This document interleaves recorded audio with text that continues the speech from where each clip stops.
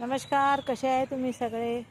आज woman day आहे आणि वुमन डे म्हटला की सगळ्या महिलांना फार आनंद होतो।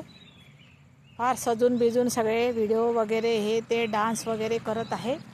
सगळीकडे डान्स चालू आहे आणि महिला आघाडीवर आहे पुरुषापेक्षा।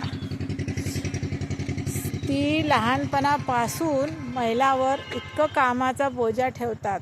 लहानपणी पण खूप काम करू मग नंतर लग्न झाल्यानंतरही तिच्या मागं खूप कामं असतात। मुलांना वागवणं, पतिदेवाची सेवा करणं, सगळ्यांना सासू सासऱ्यांचं करणं आणि आपलं घर कसं चालेल याच्याकडे पण ती लक्ष देते। तिच्या घरामध्ये काय आहे काय नाही ह्याचं पण तिला भान असायलाच पाहिजे। आजकालची महिला सर्व्हिस करत आहे, पण सर्व्हिस करताना तिची खूप तारांबळ उडते आणि ती बिचारी धावपळ करून सकाळपासून घरातलं करणं, मुलांचं करणं, नवऱ्याचं करणं करता घाईसून परत ती ट्रेन पकडते किंवा ऑफिसला जाते।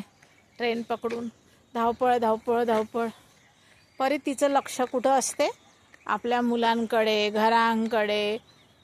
मग फार थोडासा त्रास होतो, पण आजकालची महिला खूप काम करत आहे, अजिबात रिकाम्या राहत नाही आणि महिलांनी रिकामं राहू नये।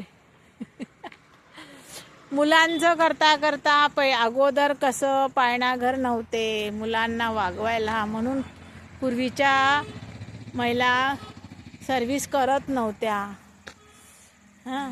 आता त्या काय सोयी आहे म्हणून त्या करणं त्यांना शक्य आहे। घरात कोणीतरी मुलांना सांभाळायला पाहिजे, मग त्यांना बरं होईल, आहे की नाही। महिला कुठं चाललेल्या आहे। विमान चालवतात, गाडी चालवतात, ट्रेन चालवतात, सगळीकडे महिला झालेल्या आहे। महिलांचा आदर करा।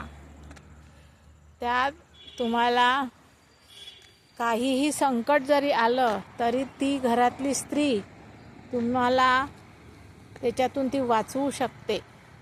कुठलंही संकट आलं तर ती स्वतःवर घेते। मुलांवर आलं तरी तिला टेन्शन, नवऱ्यावर आलं तरी तिला टेन्शन, सगळ्या बाबतीत तिलाच टेन्शन।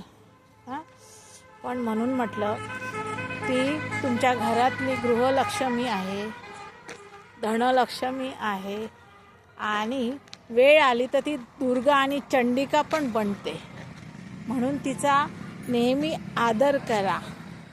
बाय।